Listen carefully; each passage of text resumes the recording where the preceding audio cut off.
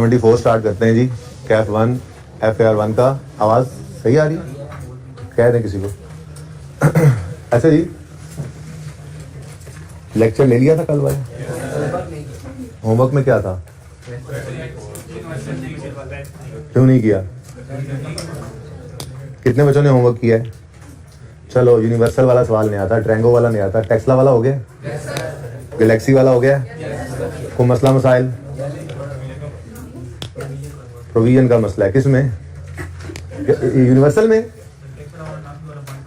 अच्छा, ये yes sir दूसरा जो कहता है ना, ये चुप करके बैठा था, यस सर क्या मतलब? यस सर तुमने खुद क्यों नहीं बताया?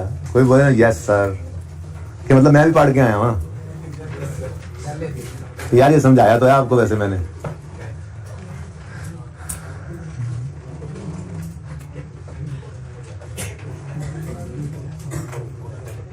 अच्छा जी, ये शॉर्ट टर्म इन्वेस्टमेंट नजर आ रही हैं और ये इससे रिलेटेड पॉइंट है। उसके अलावा कोई मसला है सवाल में? चलिए ये तो देखना चले। अच्छा जी, शॉर्ट टर्म इन्वेस्टमेंट्स वैसे आपको पता है कहाँ जाती हैं जी? वर्किंग 1 में। तो working 1 cash and cash equivalent जो है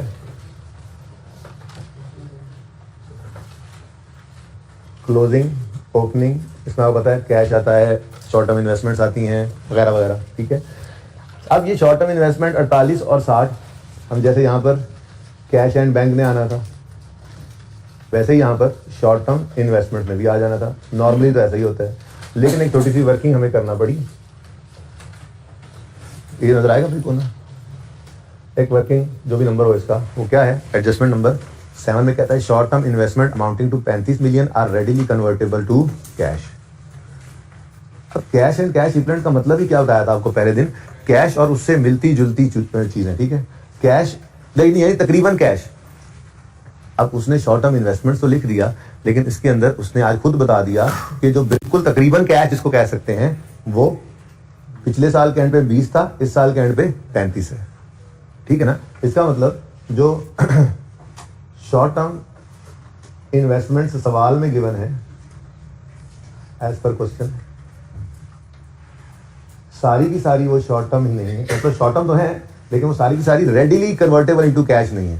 देखो आपके ज़हनों में उस दिन भी एक सवाल आ रहा था जब पहली बार बताया था शॉर्ट टर्म इन्वेस्टमेंट को कैश एंड कैश इक्विवेलेंट में ले लो। एक दो बच्चों ने ये बात भी की थी कि सर अगर 1 साल के लिए पैसे डिपॉजिट किए हुए हैं तो मैंने कहा था कि जब सवाल ऐसी को बात करे तो फिर उस तरफ जाना है, वरना शॉर्ट टर्म इन्वेस्टमेंट मींस कि बिल्कुल आपके पास जैसे मिसाल के तौर पर प्राइस बॉन्ड्स पड़े होते हैं, आप बस पढ़े, आप जाके उसको चेंज करवाएं, उसी वक्त कैश में कन्वर्ट हो जाएंगे। आपने बैंक में कोई डिपॉजिट कर रखा है, शॉर्ट टर्म के लिए इन्वेस्टमेंट कर रखी है, आप उसको ऑन डिमांड आपने रखा हुआ, किसी भी वक्त आप ड्रॉ कर सकते हैं। लेकिन ऐसा भी तो होता है कि बैंक के साथ कॉन्ट्रैक्ट हो और वो कॉन्ट्रैक्ट हो 12 महीने का, अब है तो वो भी शॉर्ट टर्म ही, लेकिन 12 महीने बाद वो कैश में कन्वर्ट होगा जो इन्वेस्टमेंट हुई पड़ी है।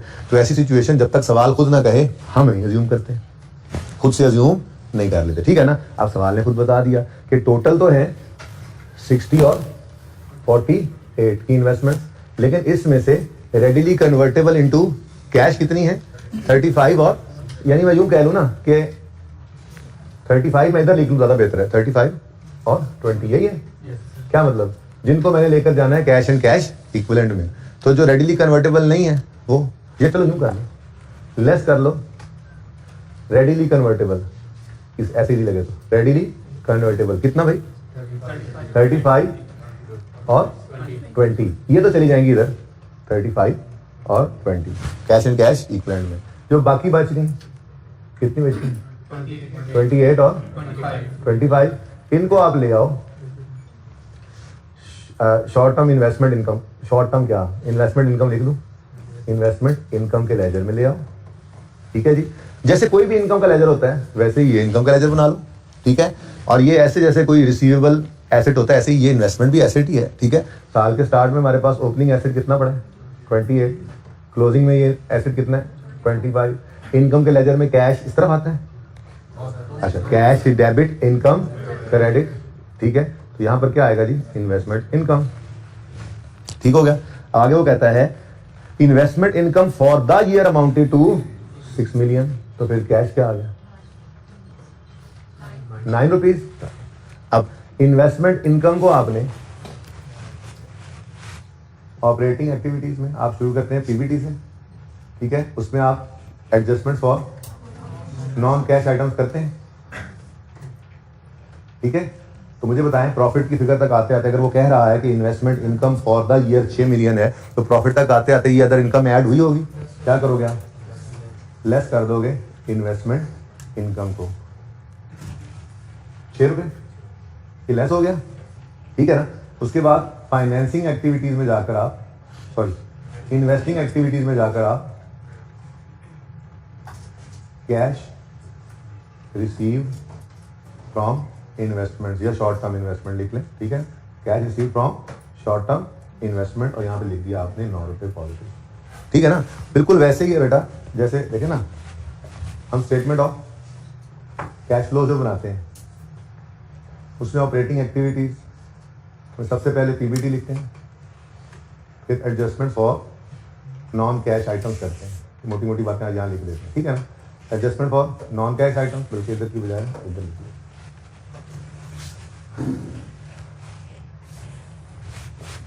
इधर ही लिखिए स्टेटमेंट ऑफ कैश फ्लोज, ठीक है जी। इसमें आपकी ऑपरेटिंग एक्टिविटीज में स्टार्ट होता है आपका पीबीटी, एडजस्टमेंट्स करते हैं आप और नॉन कैश आइटम्स, फिर आपकी एडजस्टमेंट्स आती हैं फॉर वर्किंग कैपिटल आइटम्स, नीचे मैंने कहा था 3 चीज़ें लेस होती हैं, interest paid, tax paid, dividends आती है, डिस्कशन करनी कुछ अलग से, इंटरेस्ट पेड, डिविडेंड पेड और टैक्स पेड, ठीक है।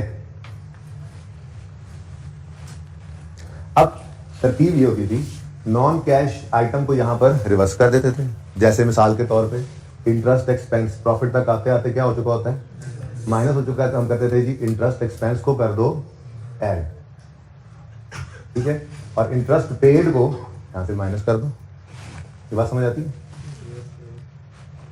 ऐसे ही इंटरेस्ट इनकम या इन्वेस्टमेंट इनकम, क्या बोला मैंने, इंटरेस्ट इनकम जिसको आप इन्वेस्टमेंट इनकम भी कह सकते हैं या इन्वेस्टमेंट इनकम, ठीक है जी। इसको आप क्या कर दो, ये प्रॉफिट तक आते आते ऐड हो चुका होता है, लेस कर दें। Income expenses are non cash ना, एक्रूअल बेसिस के ऊपर रिकॉर्ड हुए होते हैं, ठीक है। अब हमें इंटरेस्ट रिसीव होना है या इन्वेस्टमेंट रिसीव होनी है, ठीक है। तो इसको आप चाहो तो इधर भी लिख सकते हो, लेकिन ज्यादा बेहतर क्या है, ज्यादा बेहतर यह है कि आप इसको इन्वेस्टिंग एक्टिविटीज में इनफ्लो के तौर पे शो कर दो।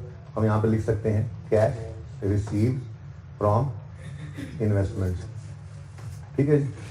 क्योंकि इंटरेस्ट इनकम भी क्या होती है, पैसा इन्वेस्ट करके आ रही होती है। इन्वेस्टमेंट इनकम का डिफरेंस क्या हो सकता है कि इंटरेस्ट की बजाय इन्वेस्टमेंट इनकम कैसे आ सकती है, आपने कहीं पैसे रखवाने की बजाय कहीं शेयर्स खरीद के रख लिए हैं किसी के, ठीक है, वो शेयर्स खरीदे हैं तो उस पर डिविडेंड आ रहा है, तो ये इन्वेस्टमेंट इनकम बन जाती है। बात समझ रहे हैं, तो एक जैसी चीज़ है, ट्रीटमेंट एक जैसा ही है। बहरहाल ऐड करेंगे या लेस करेंगे आप नॉन कैश आइटम को और उसके कैश फ्लो को लेंगे, ऐसे ही करते थे हम और क्या चीज़ यहाँ पर हम गेन या लॉस ऑन डिस्पोजल लेते थे, ऐसे ही हम ऐड कर देते थे लॉस ऑन डिस्पोजल, लेस कर देते थे gain on disposal of non current assets बोल रहा हूँ, इसमें फिर लॉन्ग टर्म इन्वेस्टमेंट्स भी आ जाती हैं, ठीक है ना, सही है। नॉन करंट एसेट मतलब क्या है, पीपीई भी आ गया, इन्वेस्टमेंट प्रॉपर्टी भी आ गई, कोई और नॉन करंट इन्वेस्टमेंट हो सकती है, लॉन्ग टर्म इन्वेस्टमेंट्स। याद होगा आपको कोई 1-2 सालों के अंदर लॉन्ग टर्म इन्वेस्टमेंट्स आई भी थी, शायद पहली सवाल में आई थी या पहले नहीं तो दूसरे में क्वालिटी इंटरप्राइजेज में आ गई होंगी। लॉन्ग टर्म इन्वेस्टमेंट हमने डिस्पोज की थी, उनका गेन लॉस यहाँ पे, और cash received from disposal of non current assets, ठीक है ना, ये काम करते थे, लॉस गेन रिवर्स किया और कैश को ले लिया। ऐसे ही इनकम एक्सपेंसेस को लेस किया, ऐड किया नहीं, रिवर्स किया, इनकम एक्सपेंसेस को रिवर्स किया और इंटरेस्ट पेड या इनकम रिसीव्ड कैश को हमने ले लिया, गेन लॉस को रिवर्स किया, कैश को हमने ले लिया, ऐसे ही करते थे ना, ठीक है। तो यहां पर भी ऐसा ही काम था जी कुछ, कि आपने 6 रुपए की इनकम को रिवर्स कर देना था और 9 रुपए को आपने कैश फ्लो के अंदर देना था। अब ये पॉइंट समझ आ गए, ठीक है। और कोई मसला है इसमें, अगर नहीं हो तो मैं आगे वो तैयारी की है किसी और बात करने की, वो कर लूँ, क्लियर है ये। अच्छा, अब ना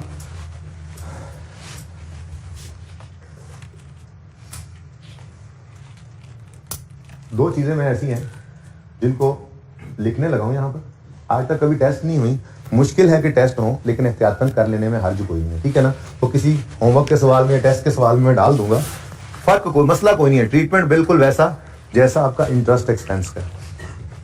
इंटरेस्ट एक्सपेंस का लेजर बनता है, आपको पता है,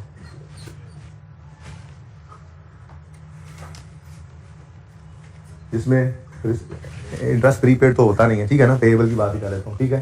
तो मिसाल के तौर पे ओपनिंग पेएबल है 10 रुपये, ठीक है, क्लोजिंग पेएबल है 15 रुपये, इंटरेस्ट एक्सपेंस का लेजर है, तो एक्सपेंस किस तरफ आएगा, तो इंटरेस्ट एक्सपेंस की फिगर इधर आ गई, कोई फिगर ले लो, 57 ले लो ऐसे, तो कैश कितना आ गया, पहले थिंग बताओ, लेजर बनाए जरा थोड़ा सा वहाँ पे, 52। अब ये लेजर जब आपका बनता था तो आप क्या करते थे, आप कहते थे इंटरेस्ट एक्सपेंस को क्या कर दो, कितना 57 ऐड बैक कर दो, और इंटरेस्ट पेड को क्या कर दो, 52 को लेस कर दो, ठीक हो गया। इसी से मिलता जुलता एक अकाउंट है जिसे आप वारंटी का अकाउंट कह सकते हैं, warranty expense.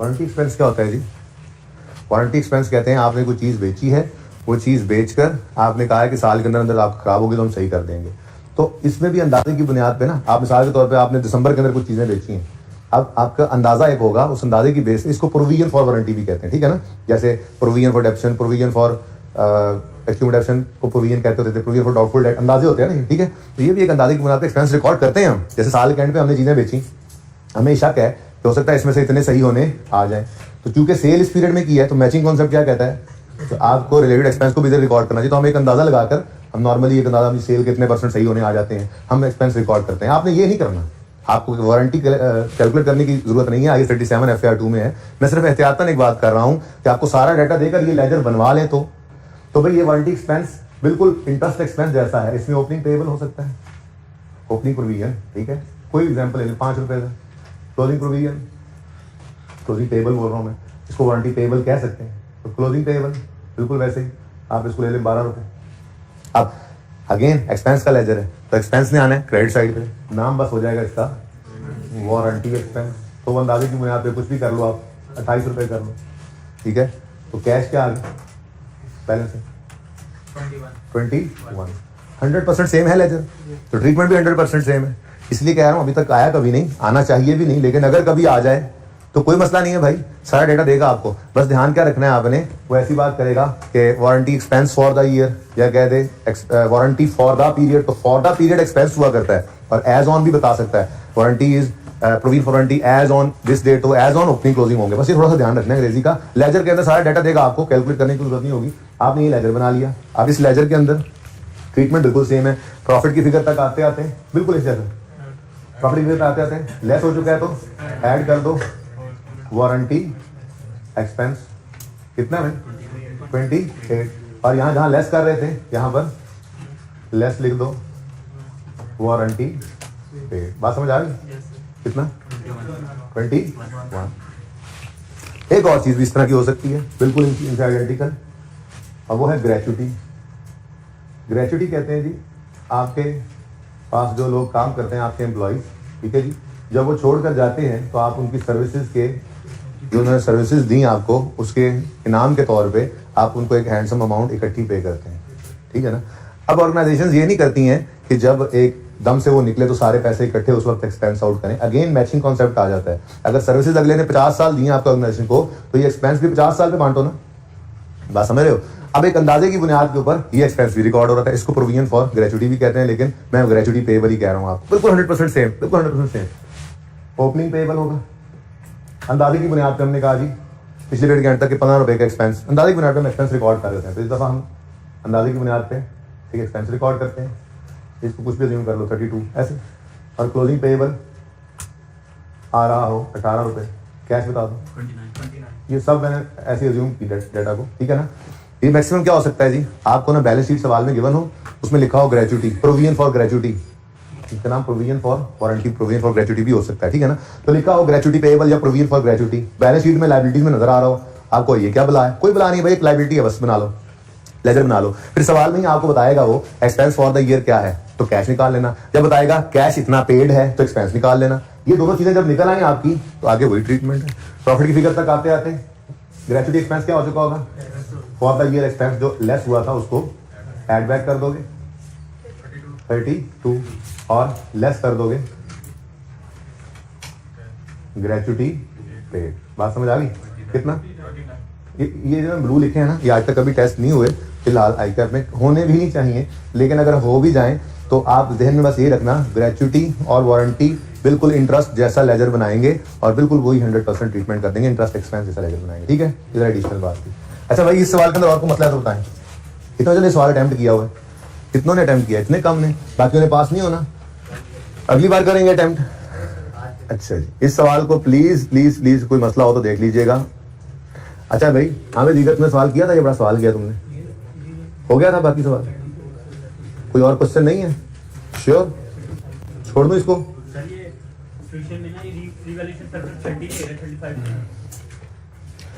Revaluation surplus 200 opening में है और 215 क्लोजिंग में है। रिवैल्यूएशन कैरिड आउट हुई और एसेट इंक्रीज हुआ 80 से, out of which 35 was credit to profit and loss. देखो मैंने ये वर्किंग भी की थी गालिबन कल की रिकॉर्डिंग में या परसों की रिकॉर्डिंग में, आपने लिए थे लेक्चर। मैं ये कह रहा था कि कुछ कहानी इस तरह की थी कि आपका पीपीई है ना, पीपीई, ठीक है, ये पीपीई रीवैल्यू हो रहा है, तो कुछ रीवैल्यूएशन सरप्लस हुआ करता है, कुछ प्रॉफिट एंड लॉस, आपको पता है, ठीक है ना। अच्छा देखते हैं क्या कह रहा है। वो कह रहा है ड्यूरिंग द नहीं, as a result of revaluation carried out on 30 June 20 PPE was increased by 80%। 30 June 20 पर 80 से एसिड बढ़ा, ठीक है। अब पीपीई वाज इंक्रीज बाय 80, पता नहीं यहाँ पे कितना था, बुक वैल्यू कितनी थी यहाँ पे, बुक वैल्यू, ये रीवैल्यूएशन सरप्लस है, ठीक है, और ये भी बुक वैल्यू है, गुजारा कर लें, ठीक है ना। तो पता नहीं यहाँ पर बुक वैल्यू कितनी थी, फिलहाल किसी एक की बात कर रहा है या सबकी कर रहा है, मुझे इससे क्या। वो ये कह रहा है कि जो 80 का सरप्लस आया ना, ठीक है, इसके बारे में क्या कह रहा है कि was increased by 80, out of which 35 was credited to, इसका मतलब इससे पहले लॉस 35 पड़ा हुआ था, तो ये 80 का डेबिट एसिड में हुआ, एसिड डेबिट 80 से, तो सबसे पहले क्या किया करता था, ये लॉस को खा जाता था, यहाँ पे लॉस हो जाता था 0, तो बाकी सरप्लस 45 बचता है, 45 ये आ रहा है, ठीक है। मुझे नहीं पता कि ये सबकी है या किसी एक की, मुझे इससे लेना देना भी कुछ नहीं है। ये जो एंट्री हो रही है, ये एंट्री क्या हो रही है, ये एंट्री हो रही है पीपीई डेबिट 80 से और रीवैल्यूएशन सरप्लस क्रेडिट 45 से, profit and loss account credit 35, ठीक है। वैसे आप लोगों के साथ थोड़ी तफसील से बात हो चुकी है ओसीआई की, ठीक है, तो आपको पता है रीवैल्यूएशन के दिन वाली एंट्री में रीवैल्यूएशन सरप्लस इन ओसीआई होता है, ठीक है ना। लेकिन ये तो प्रॉफिट एंड लॉस है, ये 35 तो प्रॉफिट एंड लॉस में जाता है, याद है मैंने आपको बना बनाकर स्टेटमेंट इक्विटी सिखाया था ये, ठीक है। ये 35 का एक्सपेंस भी प्रॉफिट एंड लॉस के अंदर नजर आ रहा है। अब ये पूरी एंट्री क्या बन रही है, आपने जो पीपीई का लेजर ओपन किया हुआ होगा, पीपीई का लेजर का ओपनिंग 1200, क्लोजिंग 16, 19, उसमें पूरा 80 डेबिट होगा रीवैल्यूएशन सरप्लस के नाम से, लेकिन रीवैल्यूएशन सरप्लस का अकाउंट जो आपने ओपन किया होगा उसमें सिर्फ 45 आएगा। करा देता सवाल इससे, सर ओपनिंग जी नहीं कोई बात, 1200 ओपनिंग, क्लोजिंग 1619, ऐसे ही भाई रीवैल्यूएशन सरप्लस साहब है, ओपनिंग 200 और क्लोजिंग 200, ठीक है जी। अब ये एंट्री हुई एसिड डेबिट, रीवैल्यूएशन सरप्लस दे दो, बस जान छुड़ाओ, ठीक है। बाहर रीवैल्यूएशन सरप्लस के अंदर कितना क्रेडिट, 45 से, ये पीपी में इस दफा रेज हुआ, ठीक है, और बाकी 35 कहाँ है, प्रॉफिट एंड लॉस में।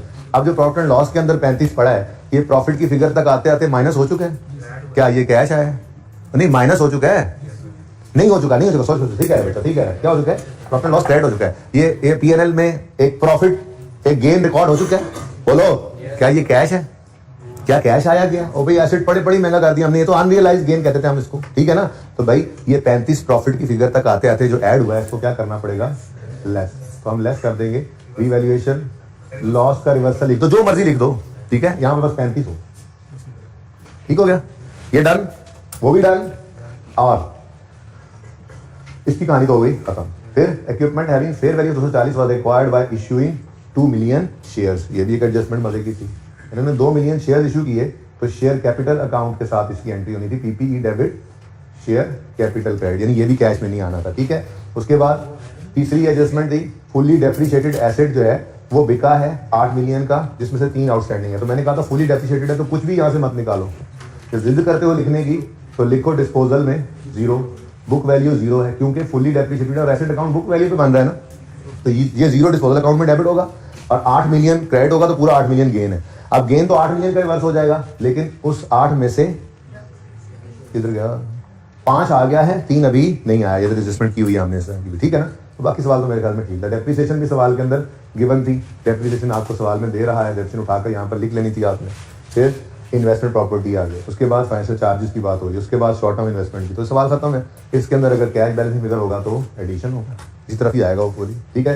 लेकिन रियल सरप्लस के अकाउंट के अंदर आप देखें तो इस तरफ बैलेंस पड़ रहा है कितना, 30। अब ये 30 क्या हो सकता है, क्या हो सकता है ये रियल सरप्लस डेबिट डिस्पोजल जो हुआ है उसके बारे में कि ये डिस्पोजल कोई रिवैल्यूड एसेट था या क्या बात थी, ठीक है। तो सिंपल बात है, इसको आप रिटेन अर्निंग वाली एडजस्टमेंट ही समझें कि जो इंक्रीमेंटल डेप्रिसिएशन ट्रांसफर हो रही होती है, तो आपका जो रिटेन अर्निंग से कॉलम का लेजर बन रहा होगा उसमें ये रियल सरप्लस डेबिट 30 से आगे, ठीक है ना। और ब्रॉड डाउन सवाल में हो सकता है गिवन हो, कैरी डाउन गिवन हो सकता है, पैड गिवन हो या आपने निकालना हो सकता है, डिविडेंड सवाल में हो सकता है ना हो, ये सारी बातें आपको पता है, ठीक है। क्वेश्चन ये किसका क्वेश्चन था, ये होगी क्लियर बात। किस 35 की बात कर रहे थे वैसे आप, 30 की बात, ये अच्छा हाँ, इसको ये बैलेंस ही निकला है। अब हम क्या अज्यूम कर सकते हैं, नॉर्मली यही अज्यूम कर सकते हैं, इस तरह से तो एंट्री इंक्रीमेंटल डेप्शन की ही होती है, ठीक है जी, सही है।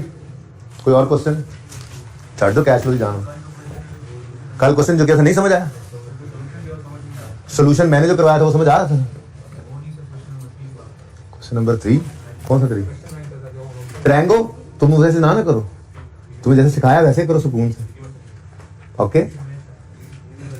अच्छा नहीं, आपकी कैश फ्लो टैली हो गई थी तो फिर अच्छा चलें देख लेते हैं यार, को बात ज़हन में आ रही थी कि वो करनी है मैंने बच्चों से। मैंने तो क्वेश्चन नंबर 4 दिया था होमवर्क में। अच्छा 3 मैंने पता है क्या मसला हुआ होगा आपको मैं बताता हूँ। सॉल्यूशन समझ नहीं आ रहा, मतलब अजीब बात कर दिया आपने। असल में ना ये सवाल मैं करवाना चाह रहा हूँ, लेकिन ये चाह रहा हूँ कि आप ट्राई भी कर लें, ठीक है। तो आप लोगों ने कितने बच्चों ने ट्राई किया है ये, देखिए थोड़ी सी बात मैं कर देता हूँ, एक ट्राई और कीजिएगा। मैं ये चाह रहा हूँ कि मैं कोई ऐसा सवाल करवाऊँ जिसमें ये काम भी हो जाए लेकिन इसके अलावा हो और टेस्ट में आ जाए, कोई इस तरह से मामला हो जाए, ठीक है ना। अब यहाँ पे करना क्या होता है, जब भी इनडायरेक्ट मेथड ना हो, डायरेक्ट मेथड हो, कह लूँ डायरेक्ट मेथड हो, तो हमें डेटर का लेजर बनाना रिक्वायर्ड होता है, ऐसे ही है। अब डेटर का लेजर आपको समझाया था कि हमेशा बनता है ग्रॉस डेटर होते हैं, ऐसे ही है ना, और प्रोविजन पड़ी होती है अलग से। तो मैं छोटी सी वर्किंग भी कराई थी आपकी क्लास में, मैंने कहा था देखो यहाँ पे तो काम चल जाता है इग्नोर करके, ठीक है, लेकिन अगर डायरेक्ट मेथड से चलोगे तो डेटर का लेजर जरूरी है, क्योंकि हमने क्या असूल पहले दिन लिखा था कि यहाँ पर जो वर्किंग कैपिटल आइटम्स है ना उनको भी लेजर में ले आना है, ठीक है ना। तो डेटर भी वर्किंग कैपिटल आइटम था ना, डेटर को भी लेजर में लाना है। अब अगर बैलेंस शीट में डेटर पड़े हैं, सवाल बताए ना बताए कि वो नेट है, लेकिन नीचे सवाल कह दे कि प्रोविजन क्रिएट करते हैं, तो मतलब वो नेट पे ही पड़े हैं, वरना फेस पे प्रोविजन नजर आती। अब अगर प्रोविजन नजर नहीं आ रही है फेस पे और सवाल कह रहा है कि ये मेंटेन करते हैं प्रोविजन, तो इसका मतलब डेटर्स बैलेंस शीट वाले नेट है। तेरा सुबह पुत्र ऐसा नहीं मैच कर रहे थे, ठीक है ना। अब वो नेट डेटर्स से हम लेजर नहीं बना सकते, ठीक है, तो ग्रॉस करना पड़ेगा। सवाल को देखते हैं, सवाल में क्या डाटा गिवन है। सवाल में हम बैलेंस शीट को देखते हैं ना जी, तो बैलेंस शीट के अंदर ट्रेड रिसीवेबल नजर आ रहे हैं और साथ कोई नेट शेट नहीं लिखा हुआ, लेकिन साथ ही साथ पूरे सवाल में कहीं प्रोविजन फॉर डाउटफुल डेट भी नजर नहीं आ रहा, या यहां माइनस साइन से आ जाता, या चलो लायबिलिटी साइड पे पॉजिटिव साइन से कहीं नजर तो आ जाता, नजर नहीं आ रहा। अब बैलेंस शीट देखकर तो यही लग रहा है कि ये provision for doubtful date create नहीं करते और ये ग्रॉस डेटर्स हैं, अभी तक तो यही लग रहा है। फिर जो हमने सवाल पढ़ना शुरू किया तो सवाल में हो सवाल में देखो क्या कह रहा है सवाल में। मैं ये चाह रहा हूं कि जरा ये दोनों चीजें सामने सामने रहें।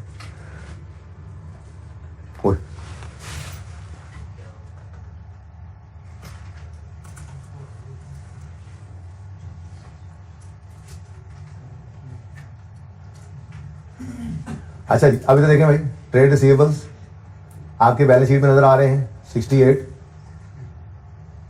दोनों चीजें नजर आ रही हैं, ठीक है, 68 और 56 के ये ट्रेड रिसीवेबल्स हैं। और साथ ही पॉइंट 2 में कह देता है UL maintains a provision for doubtful debt at 6% during the year. Written off की बात बाद में देख लेते हैं, फिलहाल तो ये गड़बड़ खत्म कर लें। वो कह रहा है मेंटेन करते हैं प्रोविजन, मतलब पिछले साल भी की होगी, इस साल भी की है, फिर कहाँ है? बैलेंस शीट में तो नजर नहीं आ रही कहीं। मतलब इसका ये हुआ फिर डेटर्स हैं और वो नेट ऑफ प्रोविजन है। तो फिर ये 56 और 68 डेटर के लेजर में जा सकता है। डेटर के लेजर में लेके थे ना ये, हाँ ये नहीं लेके जा सकते। ठीक है, अब एक छोटी सी वर्किंग करनी पड़ेगी। ठीक है, वो वर्किंग क्या होगी वो मैंने आपको सिखाई थी। क्या? Gross debtor less provision for doubtful date होता है और फिर नेट डेटर्स आते हैं। नेट डेटर सवाल में हमें गिवन है कितने जी? 68 और 50, 68,000 और 56,000। 1000 में अगर किया तो 56 लिखना चलो, ये सवाल में हमें गिवन है और ये हम कंक्लूड कर चुके कि नेट है। क्योंकि बैलेंस शीट में नजर नहीं आ रहा और मेंटेन करता है प्रोविजन, तो फिर जैसे एक्यूमुलेटेड एसेट से नेट होकर बैलेंस शीट के फेस पे फिक्स एसेट पड़े होते हैं ना, एक्यूमुलेटेड एसेट का नजर आना जरूरी नहीं है बैलेंस शीट के अंदर, वो नोट से उठ के ही बुक वैल्यू जाया करती थी। ऐसे ही बड़े हो गए FY2 में जब अकाउंट्स बनाओगे ना, तो बैलेंस शीट के फेस पे डेटर लेस प्रोविजन करने की इजाजत वैसे ही नहीं होती, आपको इसका भी नोट बनाना पड़ता है। डेटर लेस प्रोविजन वहां पे जाकर करते हो, बैलेंस शीट के फेस पे तो आते ही नेट डेटर्स हैं, ये याद रखो। अब अगर सवाल में प्रोविजन की बात ना की हो तो मतलब फिर प्रोविजन है ही नहीं, यही ग्रॉस है, यही नेट है। लेकिन अगर सवाल में प्रोविजन का जिक्र हो तो फिर बैलेंस शीट में पक्की बात है ये नेट डेटर्स है। ठीक है ना, तो ये हमें गिवन थे। अब उसने ये बताया कि प्रोविजन मेंटेन करते हैं 6% पे। इसका मतलब अगर ये 6% प्रोविजन है तो फिर ये कितने परसेंट है? 94। हमें तो 100% वाली फिगर चाहिए ताकि लेजर बना सकें। तो भाई वही आपका पुराना दोस्त फॉर्मूला क्या है? 56 गिवन अमाउंट है, इसकी परसेंटेज 94 है। 56 ओवर 94 इंटू 100 कितना भाई? 59574। सबका यही आंसर है। थोड़ी देर पहले भाई कुछ और आ रहा था। अच्छा, तो ये क्या आ गया बैलेंस फर्क? नहीं सही है। 56,000 डिवाइडेड बाय 94 इंटू 100 किया है, कितना आ गया? 3574 प्रोविजन आ गया। इधर देखो, इसका मतलब पता है क्या है? इसका मतलब ये है कि डेटर्स ओपनिंग, ये वर्किंग से आपने उठाया, वर्किंग नंबर जो भी होगा सवाल में, ठीक है, कितने? 59574। 56,000 नहीं ले सकते यहाँ। और ये प्रोविजन, ये भी आपने वर्किंग से ही निकाला, बैलेंसिंग। ये आपने फॉर्मूला लगा के निकाली, बैलेंसिंग निकाल लिया। ठीक है, लिखने की जरूरत नहीं है फॉर्मूला, लिखने की जरूरत तो नहीं है फॉर्मूला, पक्की बात है ना। ये कितना? 3574। ठीक है, ऐसे ही इधर भी अप्लाई करो। 68,000 डिवाइड बाय 94 मल्टीप्लाई बाय 100 72। ऐसी फिगर देख के कहते नहीं ये गलत हुआ होगा। भाई क्यों गलत हुआ होगा? ऐसी फिगर देखे ना, ऐसी फिगर, यार ये तो गलत होना है, ये सही लग रहा था मुझे, ये राउंड से 0.3333 आ जाए, नहीं ये तो गलत होगा। नहीं भाई, अपने असूल पे कायम रहा करो, फिगर्स पे ना जाया करो जी। 43 लो भाई, क्लोजिंग भी वर्किंग से निकला 72340। 68,000 नहीं ले सकते थे। ठीक है, और ये क्लोजिंग भी वर्किंग से हमने निकाल लिया 4340। तो जीकर सवाल में यही गलती थी, सोल्यूशन में यही गलती थी ना, तो चेक तो करो सोल्यूशन में यही गलती है। ठीक है, मैंने सोल्यूशन को मैच कर लिया, सोल्यूशन की गलती और अपनी गलती को समझ आ गया है, ये गलती नहीं थी। ओके, यहां तक को मसला। अब अगली बात, ये डायरेक्ट मेथड, यहाँ पे बैड डेट भी आपने इग्नोर नहीं करना, प्रोविजन को भी इग्नोर नहीं करना, क्योंकि प्रोविजन का लेजर बनना है और उसके अंदर बैड डेट रिटर्न ऑफ की एंट्री भी आती है, क्योंकि इस लेजर से, प्रोविजन के डेटर के लेजर से ही तो हमारा कैश निकलना है, paid to supplier receive from customers. ठीक है जी, तो जरा बोलो आगे। During the year trade receivable of 7 million were written off की एंट्री हम करते हैं प्रोविजन डेबिट डेटर डायरेक्ट। हालांकि ऐसा एंट्री तो पता ही है ना आपको, return of bad, return of debit, debtor credit, फिर bad return of credit, provision debit, पिछो काटता सी। ठीक है ना, तो ये बैड डेट रिटर्न ऑफ, इधर भी लिख लो बैड रिटर्न ऑफ, ना लिखो इधर प्रोविजन, ना लिखो इधर डेटर। क्यों करते हो कंफ्यूज खुद को? वही अपने ज़हन के अंदर एंट्री वही रखो, मैकेनिज्म वही है, लेकिन लिखा यहाँ पे ऐसे ही करो। ठीक है, और जी उसके बाद लो भाई, डेटर का खाता तो हो गया क्लियर। ठीक है, एडजस्टमेंट 1 में मैंने कहा था 60% को कर देना इग्नोर, पूरी ही सेल्स उठा के लिखना 273 यहाँ पर। ठीक है ना, इससे क्या होगा? इससे कैश सेल्स और क्रेडिट सेल्स सबका कैश इकट्ठा आ जाएगा। ये सिर्फ कैश फ्लो के टॉपिक के लिए, जागते रहना भाईजान। ठीक है, अच्छा आगे कहता है डेप्रिसिएशन एक्सपेंस 22.5 मिलियन है। अच्छा हम 1000 में चल रहे हैं, चलो 22,500 कर लेते हैं फिर, जिसमें से 70% जो है वो कॉस्ट ऑफ सेल को चार्ज किया है। तो इसका मतलब फिर देखो, अगर 22,500 है और उसमें से 70% कितना बनता है? 750। ये अगर कॉस्ट ऑफ सेल्स को चार्ज किया तो फिर बाकी कहाँ गया होगा? बाकी फिर ऑपरेटिंग एक्सपेंसेस में गया होगा भाई। 30% फिर बैलेंसिंग 6750 ऑपरेटिंग एक्सपेंसेस। सवाल से मैं करवा ही दिया वैसे तो। अच्छा, अब उसके बाद ये डेप्रिसिएशन है। आपने जब कॉस्ट ऑफ सेल की ये फिगर उठानी है और उसको इन्वेंट्री के लेजर में लिखने जाना है तो आपने स्टार लगाना है और 187,500 में से माइनस करना है 15,750। एक तो ये फिगर आ गई। ऐसे ही जब आपने ऑपरेटिंग एक्सपेंसेस को एक्सपेंस के लेजर में लिखना है, कंसोलिडेटेड लेजर में, ठीक है, तो वहां पर भी स्टार लगाना है। 46,766 में से माइनस कर लेना 6,750। सही हो गया। और जी आगे other income comprises of, other income में कह रहा है जी पड़ा है क्या, gain of 3 million on disposal of vehicle. ये तो बहुत आसान, मल्टीपल टाइम्स आप कर चुके हैं एडजस्टमेंट, ठीक है ना। मसला ये है कि अदर इनकम को हम कहीं पर ऐड नहीं कर रहे हैं, हम कोई प्रॉफिट से बात शुरू थोड़ी कर रहे हैं कि उसमें अदर इनकम ऐड हो चुकी है, ठीक है। किधर गया यार, हम तो सेल अलग उठा रहे हैं, कॉस्ट ऑफ अलग उठा रहे हैं, एक्सपेंसेस अलग उठा रहे हैं, अदर इनकम तो हमने छेड़ी नहीं। वो तो तब होता मसला जब अदर इनकम ये प्रॉफिट बिफोर टैक्स उठाते जिसमें अदर इनकम ऐड हो चुकी है तो हमें माइनस करना पड़ता। तो जस्ट इग्नोर इट, किसी चीज में शामिल नहीं पड़ा, ठीक है। हाँ, लेकिन आपको लेजर जरूर बनाना चाहिए। डिस्पोजल का लेजर तो लाजमी बनाना है क्योंकि गेन उन्होंने दे दिया है, कैश रिसीव्ड ऑन डिस्पोजल नहीं है। चाहे डायरेक्ट मेथड है चाहे इनडायरेक्ट है, भाई लेस इंटरेस्ट पेड से ऑनवर्ड्स तो सारा सेम है ना। तो इन्वेस्टिंग एक्टिविटीज में कैश इनफ्लो डिस्पोजल वाला तो लेना ही है ना। डिस्पोजल का अकाउंट बनाओगे, 3 मिलियन गेन आएगा डिस्पोजल में डेबिट साइड पे, और देखोगे एसेट के अकाउंट में से बैलेंसिंग फिगर वगैरह निकल आएगी, कुछ ना कुछ आ जाएगा, ठीक है। और 12 मिलियन तो कैश भी गिवन है, चलो खैर। लेकिन एसेट का लेजर के अंदर तो बहरहाल फिर कोई ना कोई फिगर लेनी है ना। जैसे डिस्पोजल का अकाउंट बनेगा उसमें उन्होंने गेन भी बता दिया, गेन कितना है, हाँ 3, और कैश कितना है 12। इसका मतलब फिर पीपीई से क्या आया, 9 वाली चीज के 12 मिले तो 3 का गेन आया ना। अब ये पीपीई के अंदर क्रेडिट साइड पे लिखोगे आप, ठीक है ना। तो लेजर कहा था आपको, डिस्पोजल आए तो लेजर बना लो। हर मतलब की तीन ही चीजें मैक्सिमम हो सकती है ना, ठीक है। मैं अज्यूमिंग से नहीं है, एसेट बुक वैल्यू पे, वरना 4 कर लूं, ठीक है। एसेट की कॉस्ट इसमें आती है, एक्यूमुलेटेड एप्शन आती है, गेन या लॉस आता है, और कैश आता है। ये चारों चीजें हमारे लिए रेलेवेंट है। कोई एक चीज मिसिंग हो तो हम निकाल लेंगे। हो सकता है पीपी के अकाउंट, जैसे पीपी के अकाउंट के लिए फिगर यहाँ से चाहिए थी, कभी ये फिगर दे देता है, गेन मिस कर देता है, रिवर्स करना होता है। चलो यहाँ पर गेन दे दिया, कैश नहीं दिया तो कैश निकालना पड़ सकता है। तो डिस्पोजल अगर हो, गेन लॉस नजर आए सवाल में, डिस्पोजल का अकाउंट बनाओ, मतलब की चीजें निकल आएंगी, ठीक है। मेंटेनेंस इनकम 8 मिलियन की है। हाँ भाई, मेंटेनेंस इनकम कहीं ना कहीं कोई ओपनिंग क्लोजिंग तो होगा। अरे अनअर्न्ड डिस्पोजल सुंदर अकाउंट, जगह दो थोड़ी सी। हमने अनअर्न्ड तो लिखना, हम तो लिखेंगे मेंटेनेंस इनकम। अब सोचेंगे इनकम में अनअर्न्ड कब होता है, लायबिलिटी है, एडवांस में ले लें, मतलब ओपनिंग अनअर्न्ड 4,000, क्लोजिंग अनअर्न्ड 2,000। वो कह रहा है इनकम है। अच्छा, हम तो कैश से ही सोचते हैं, बड़ी तेजी में भी सही चलते रहते हैं, ठीक है ना। इनकम केस में कैश का आना, कैश डेबिट, और इनकम कैश ने इस तरफ आना है तो इनकम ने इस तरफ आना है। इनकम कितनी है जी 8,000, लिखो 8,000। अब ये काम तो थोड़ी देर पहले भी सिखाया आपको। ये 8,000 की इनकम आप अपने यहां पर लेस करोगे, क्यों, प्रॉफिट बढ़ाना शुरू कर रहे हैं, मतलब अगेन गेन की तरह से इसको कहीं नहीं लेकर गए, इसलिए इसको इग्नोर करो। हाँ, यहां से जो कैश निकलना है वो इन्वेस्टिंग एक्टिविटीज में ले जाना, ठीक है। ऑपरेटिंग एक्टिविटीज में नीचे लिख सकते हो, मतलब देखें काम इनका क्या है, कोई नाम बताया उसने, काम बताया उसने, यूनिवर्सल है। तो मेंटेनेंस इनकम,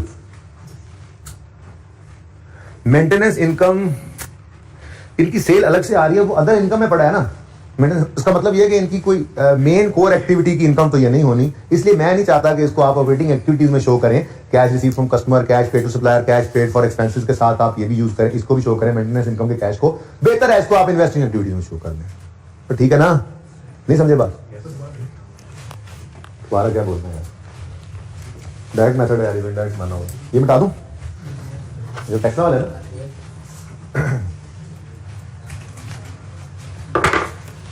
आप ऑपरेटिंग एक्टिविटीज में अगर आप स्टेटमेंट ऑफ कैश फ्लो बना रहे हैं डायरेक्ट मेथड से, तो आप 3 चीजें लेते हैं।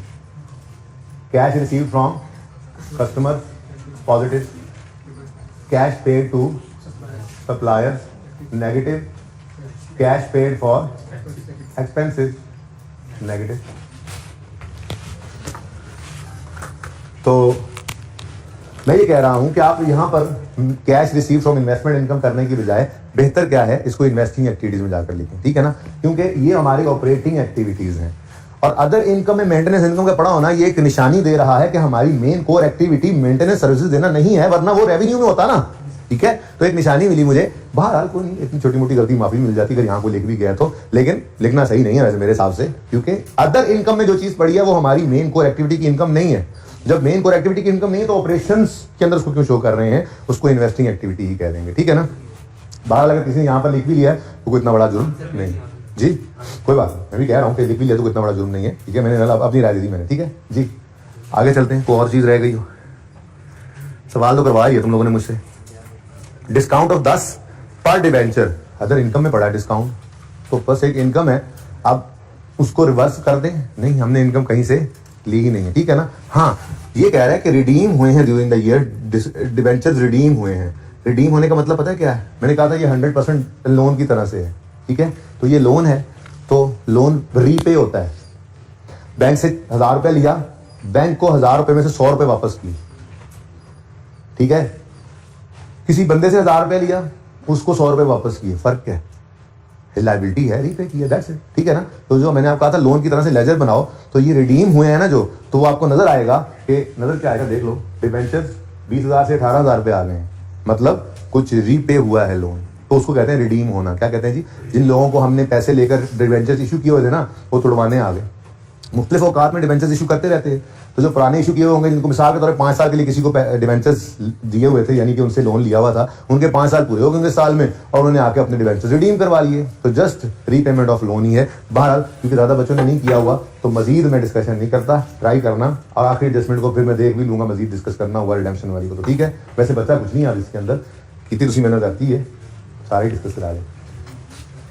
और जी वो ट्रैंगो वो नहीं किया यार, ऐसे नहीं काम चलेगा। मुझे कैसे पता चलेगा कि आप लोगों ने ये टॉपिक कर लिया, सही कर लिया। ये मिटा रहा हूं,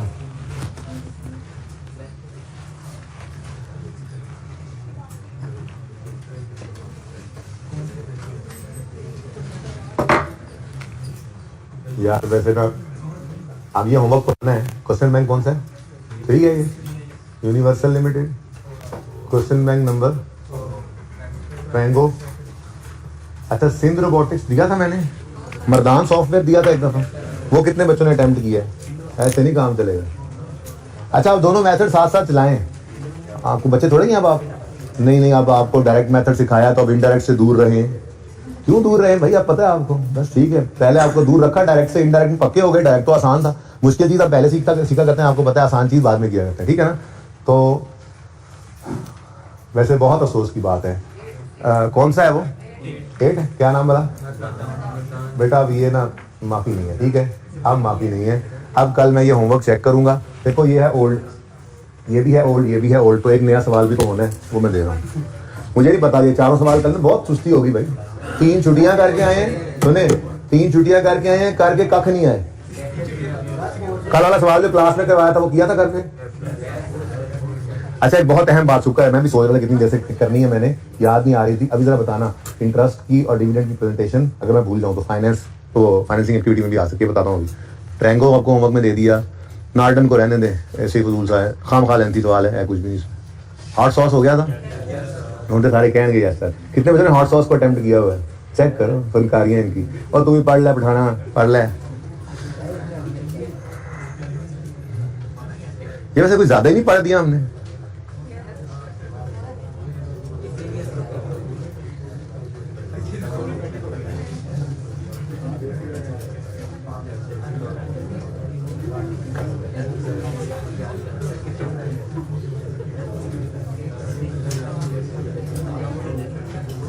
चले फिलहाल ये 3 ही काफी हैं। अच्छा, बड़ी अहम बात करने लगा हूं, क्योंकि आज फिर आप लोगों को मैंने कैश फ्लो के भी एमसीक्यूज आज होमवर्क में सारे जा रहे हैं, और IS8 की भी जा रहे हैं, और अब कोई माफी नहीं है। अगले 2 से कल टेस्ट है ना, तो कल एक टेस्ट ले लेते हैं। देखो अब डायरेक्ट मेथड आता है या इनडायरेक्ट मेथड आता है। जो एक मेथड आएगा दूसरा होमवर्क में आएगा सवाल कल आपके, मतलब मेरे पास दोनों सवाल मौजूद है ना, तो मैं चाहूंगा कि वो दोनों ही टेस्ट हो जाएं। तो एक मैं टेस्ट में दे दूंगा और एक मैं कल आपको होम असाइनमेंट के तौर पे दूंगा। सोल्यूशन तो दोनों का नहीं होगा, तो दोनों का ही सोल्यूशन आपको अगले दिन अवेलेबल होगा, लेकिन इंशाल्लाह आप कर लेंगे। तो कुछ डिस्कशन टेस्ट की हो जानी है, फिर कुछ थ्योरी भी IS8 की वो मैं भी करने लगा हूँ। तो ये अब हमने ना कोशिश करके 3 दिन के अंदर अंदर, इस वीक के अंदर अंदर इन दोनों टॉपिक्स को कंक्लूड करना है। इंशाल्लाह नेक्स्ट वीक से EPS का दिल कर रहा है, या EPS शुरू कर देंगे या फिर नॉन प्रॉफिट ऑर्गेनाइजेशन शुरू कर देंगे, और EPS को उसके बाद कर लेंगे, क्योंकि EPS और रेशो बेसिकली EPS भी एक रेशो ही है, तो रेशोज के साथ इकट्ठा भी कर सकते हैं। तो इट डिपेंड्स जी, मैं कर लूंगा, देखूंगा, मैं सोच के पूछा आता हूँ कि ये टॉपिक करूँगा, अगले दिन करवा कुछ देता हूँ, अब मैं क्या कर सकता हूँ। तो जो हो गया शुरू, बस बाहर नेक्स्ट वीक से, तो आज है ट्यूसडे, ठीक है ना, तो वेडनेसडे, थर्सडे, फ्राइडे, सैटरडे 4 दिन है। तो 4 दिन में तो इन दोनों को हो ही जाना चाहिए कंक्लूड। फिर भी इससे पहले ही होपफुली नया टॉपिक इसी वीक में शुरू हो जाएगा, होपफुली। अच्छा जी, एक इंपॉर्टेंट बात जहनों में आपके आता होगा, हालांकि आपने पूछा नहीं मुझसे, कि इंटरेस्ट तो लोन पे दिया जाता है और डिविडेंड कैपिटल वालों को दिया जाता है, यानी बोरिंग कॉस्ट पड़ा हुआ था ना, तो लोन है, फाइनेंस किया हमने बिजनेस को, लोन है, डेट लिया हुआ किसी से, और उसको जो यूज करने की कॉस्ट है, इंटरेस्ट, वो पे करते हैं हम। ऐसे ही ओनर से जो पैसा लिया हुआ है वो कैपिटल है, और उसकी जो कॉस्ट पे करती है कंपनी वो है डिविडेंड। अब आपने कहा था स्टार्ट में कि फाइनेंसिंग एक्टिविटी में आप ये देखते हो कि आपने बिजनेस को कहां कहां से फाइनेंस किया हुआ है, आपने ओनर से कितना पैसा लिया है, आपने बैंकों से कितना लिया है। तो लोन का आना, रीपे होना, और कैपिटल का आना, वैसे कैपिटल रिडेम्पशन भी है, कैपिटल को रिडीम करना, बाय बैक, वो मैंने पढ़ाया नहीं है अभी, इक्विटी में भी इसके अंदर फिट कर सकते हैं, तो किसी वक्त देख लूंगा, या आखिरी क्लास के अंदर, जैसे आपको पता है कि छोटी मोटी चीजें इकट्ठी की जाती है, जिसको आप समझते हैं रिवीजन क्लास और घरों को भाग जाते हैं, रिवीजन क्लास नहीं हुआ करती। अगर मिसाल के तौर पर 25, 26, 27 को सिलेबस खत्म हो जाता है, एक बात कर रहा हूँ, तो मैं रेगुलर क्लासेस के अंदर ही रिवीजन स्टार्ट कर देता हूँ, और अगर 31 तक चला जाए सिलेबस, क्योंकि चीजें चेंज हुई है ना, तो आपको पता नहीं कितने दिन लो नई चीजों के अंदर, जैसे IS8 आपने पढ़ा, ऐसे आगे टॉपिक्स तो हैं ही। तो अगर थोड़ा सा डेडलाइन से पहले खत्म हो जाए तो रिवीजन नॉर्मल क्लासेस में चल पड़ती है, तो फिर मसला नहीं होता, आपको एक आध दिन ही बुलाना पड़ता है कभी कभी। और अगर टाइम पूरे के ऊपर खत्म होगा तो 1-2 दिन के लिए बुलाया जाएगा आपको। तो उसके अंदर ये हर टॉपिक की 2-2, 3-3 चीजें होती हैं, छोटी मोटी जो रही हुई होती हैं, जो लगता है, डर लगता है कहीं पर्चे में ये पॉइंट ना दे दे। जैसे कैश फ्लो के अंदर अभी तक बाय बैक ऑफ शेयर्स की बात उसने कभी नहीं की, कर दे तो हमने बाय बैक ये भी नहीं पढ़ा, उसको पेंडिंग में डाला हुआ। तो आखिरी क्लास जो होगी रिवीजन क्लास, इसको समझोगे आप रिवीजन क्लास है, चलो यार हमें तो आता है, हम घर जा रहे हैं, वो पढ़ा दूंगा मैं, पर्चे में वही बात आ जाएगी, फिर आप कहोगे यार वो रिवीजन क्लास साथ वाला लगेगा, रिवीजन क्लास में कराया था सर ने, तो मैं तो घर चला गया, ठीक है। तो पढ़ानो, ठीक है ना। तो भाई ये बड़ा इंपॉर्टेंट पॉइंट है कि आपके दिल में आ रहा था कि हमें इंटरेस्ट और डिविडेंड को फाइनेंसिंग एक्टिविटी के अंदर शो करना चाहिए। आ रहा है ना दिल में? नहीं आ रहा, क्योंकि आप याद हो गए।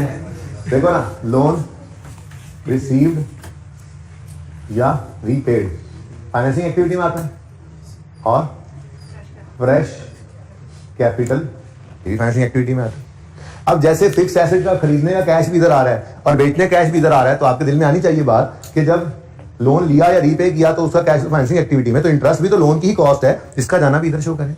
जब फ्रेश कैपिटल रेज हुआ, कैश घर से ओनर्स लाए, तो आपने फाइनेंसिंग एक्टिविटीज में उसको शो किया, तो फिर डिविडेंड भी पेड इसी में शो करना चाहिए, तो वो यहाँ क्यों नहीं करते?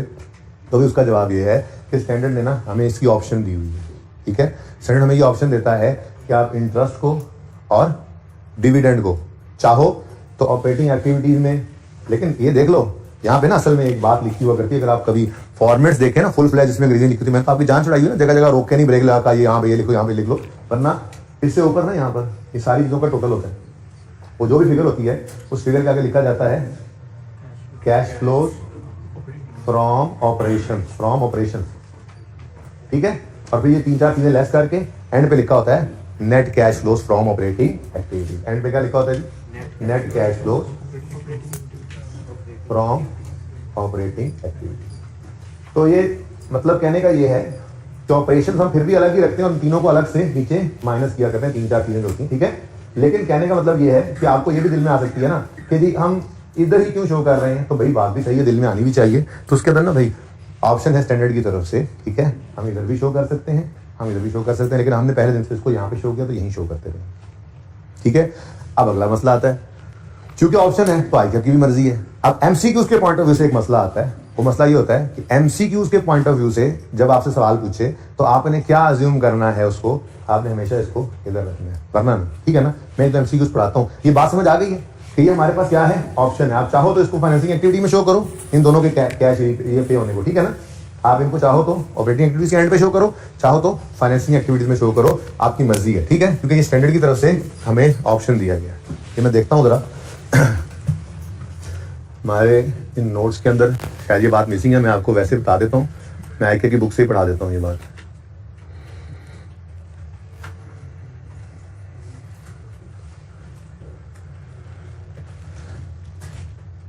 तुसी देख लो कि मैं की देख रहे हैं आमिर भाई। लो भाई, ये तो पता नहीं कब खुलेगी अब फाइल, बदल लेना यार लैपटॉप, ये अब थक गया, बूढ़ा हो गया। अच्छा जी, पिछले अटेम्प्ट से कह रहा हूँ यार, वो ले लिया 10-12 दिन हो गया, लेकिन अभी तक ओपन नहीं कर सका, टाइम नहीं मिला। तो आमिर थे तो अच्छा सुनो, आप लोगों के पास किसी के पास तो आईके की सही टैक्स होगी, जरा ओपन करके मुझे पेज तो बताओ ताकि जल्दी से वहां पहुंच जाए। कैश फ्लो के चैप्टर कहाँ पे है? ओपन हो गया, रहने दो, मेहरबानी ताड़ी। कैश फ्लो का टॉपिक जो है ना हमारे इसमें चैप्टर है, खीर होगी। कौन सा भाई जी?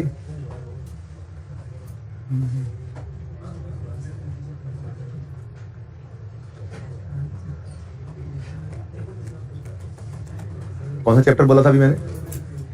आ गया, पहुंच गया, आगे से निकल गए। अच्छा जी, इधर देखें, पहुंच गए। अच्छा ये क्वेश्चन देखो, क्वेश्चन परेशान होते हैं आप लोग, पता नहीं आई बुक में क्या होगा। देखो क्या लिखा हुआ, सिंध रोबोटिक्स, जो आप नहीं कर रहे सवाल, तरबेला ट्रेडर्स जो नहीं करते आप, मर्दान सॉफ्टवेयर ना करें, कोयटा ट्रैक्स, वही सवाल है, हॉट सॉस, और बताएं नार्डन, ये वही सवाल है भाई। आप नहीं करेंगे तो क्या कर सकते हैं। बाकी जो पास पेपर है हमारे आईके ने वो भी किताब में डाले हुए, ठीक है ना। हाँ, जो सवाल करवा रहा हूँ वही सवाल आईके किताब में भी है, तो वो इंश्योर कर लिया गया कंप्लीटनेस को कि जो इन्होंने सवाल दिए हों पास पेपर में या क्वेश्चन बैंक के अंदर वो मौजूद है, ठीक है। अच्छा,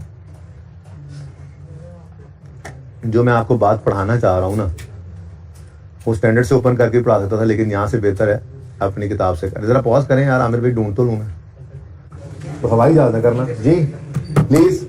अच्छा जी, ये आईके की स्टडी टेक्स्ट में पेज 284 है, मैं इसको पढ़ रहा हूँ, जरा आप देख लें कि क्या डिस्कशन है। मैंने थोड़ी सी बात जबानी की। Presentation of interest, tax and dividend cash flows. IS 7 allows some variations in the way that cash flows for interest and dividend are presented in a statement of cash flows. All the following should be shown separately. Interest received, dividend received, interest paid, dividend paid। कहता है इनको अलग अलग show करो, लेकिन कहाँ show करो इसके बारे में IS 7 ने थोड़ी सी रिलैक्सेशन दी हुई है। कैसे? जैसे कहता है IS 7 इंटरेस्ट के बारे में क्या कहता है, IS 7 states that there is no consensus about how to treat interest payment by an entity other than a financial institution such as bank.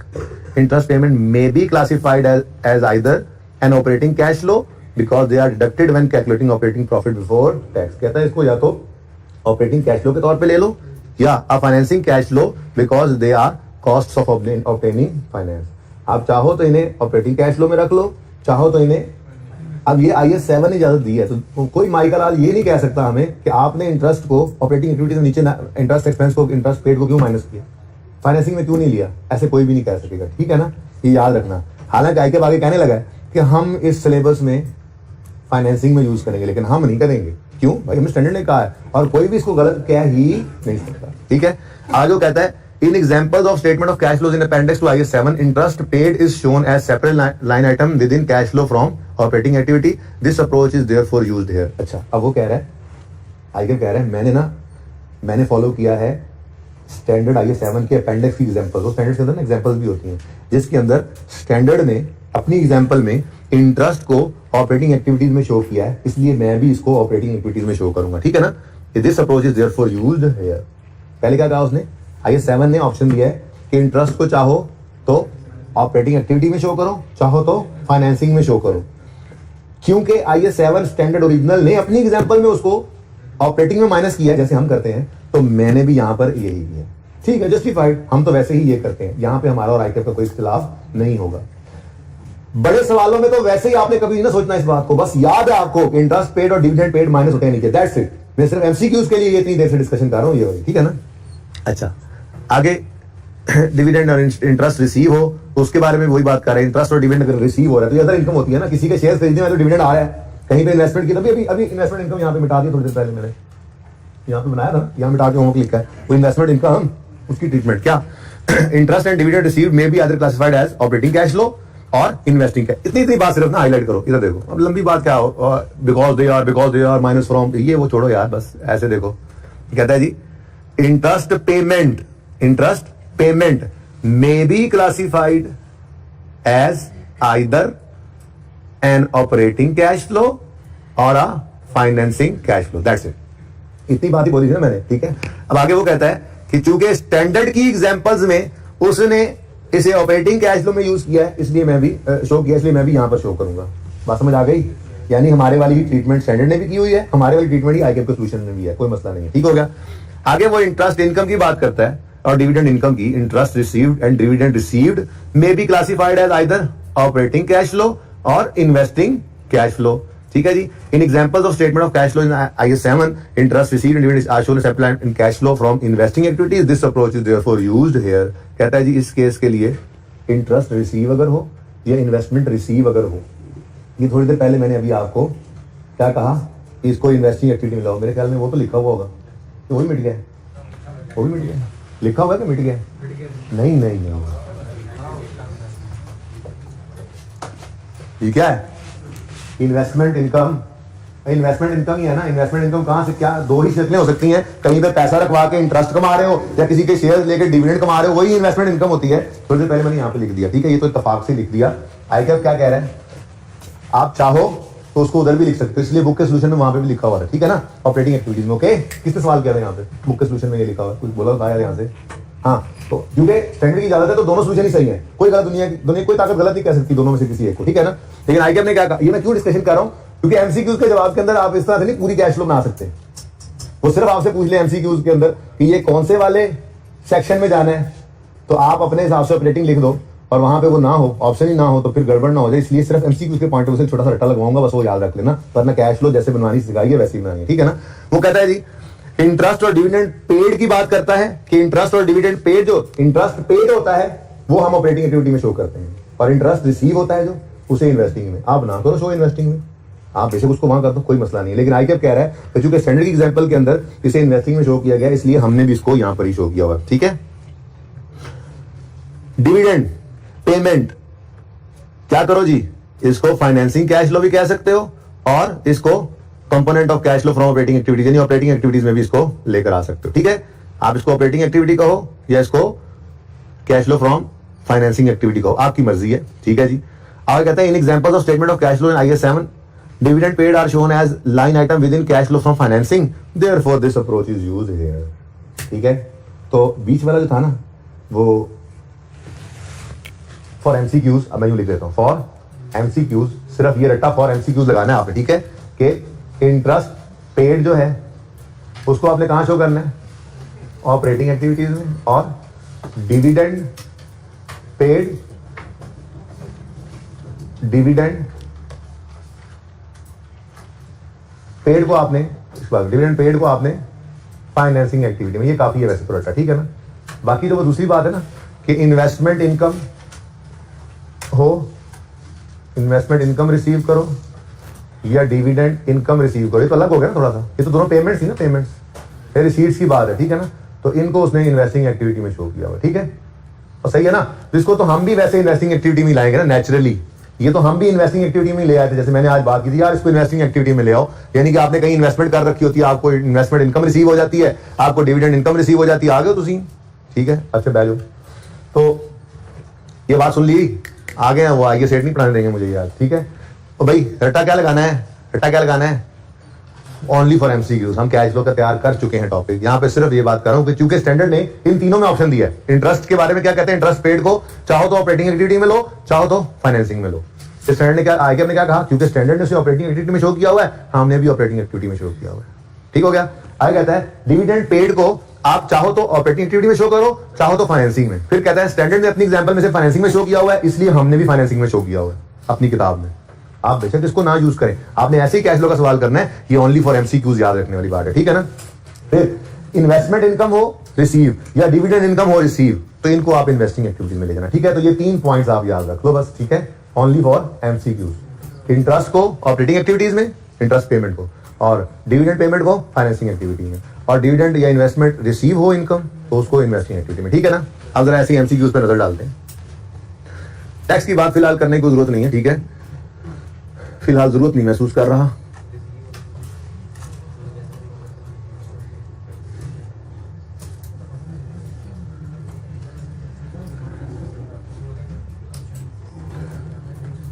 भाई अब असल में वो फीडबैक वाले आ गए। सुने आप है ना, अब आज एमसीक्यू सारे ट्राई करने हैं, ठीक है। और ये इसलिए नया क्वेश्चन नहीं दिया कि ये एमसीक्यूज मैंने आपको देने थे, लेकिन आप ये सारे एमसीक्यूज डिस्कस्ड हो और बेशक देख के नकल करके टिक लगाओ, मैंने चेक करने हैं कल।